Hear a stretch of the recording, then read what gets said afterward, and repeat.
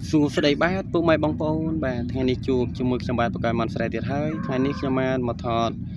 ពីកន្លែងចិញ្ចឹមមាន់លក្ខណៈគ្រួសាររបស់ខ្ញុំនេះគឺជាមាន់របស់ខ្ញុំដែលខ្ញុំចិញ្ចឹមបែបលក្ខណៈគ្រួសារ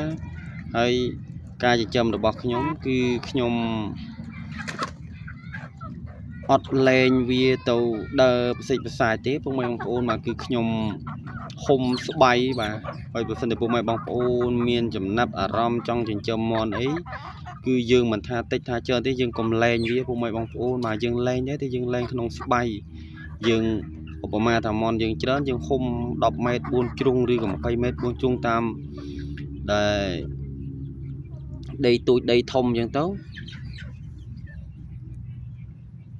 ការលែងវាប្រសិទ្ធប្រសាចបាទគឺវាអាចទៅផ្ទះគេឬក៏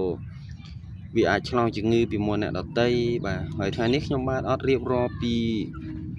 អ្វីច្រើនទេគ្រាន់តែចង់បង្ហាញពុកម៉ែបងប្អូនបាទពីការចិញ្ចឹមមាន់លក្ខណៈគ្រួសាររបស់ខ្ញុំនោះឲ្យពុកម៉ែបងប្អូនបាទឃើញបាទតើខ្ញុំចិញ្ចឹមយ៉ាងម៉េចបាទគឺអាចបាទទស្សនាវីដេអូនេះហើយបាទបាននេះគឺជាបាទក្នុងជាប់ក្នុងកាមេរ៉ារបស់ខ្ញុំនេះគឺរោងតូចៗដែលខ្ញុំធ្វើសម្រាប់ដាក់មាន់ដែលដោយសារមួយរយៈខែវស្សានេះ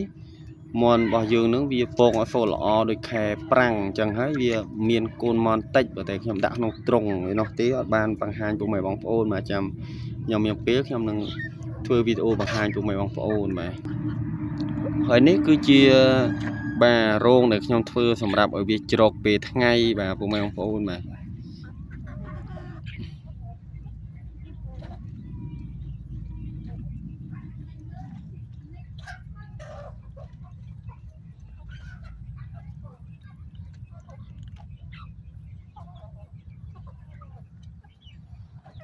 សម្រាប់ពុកម៉ែបងប្អូនដែលរស់នៅស្រុកស្រែជនបទអីបាទយើងអាច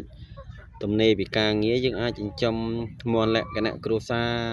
បន្តិចបន្តួចទៅវាព្រោះការចិញ្ចឹមមាន់លក្ខណៈគ្រួសារក៏វាអាចកាត់បន្ថយជួយដោះស្រាយជីវភាពគ្រួសារយើងបានខ្លះៗដែរបាទ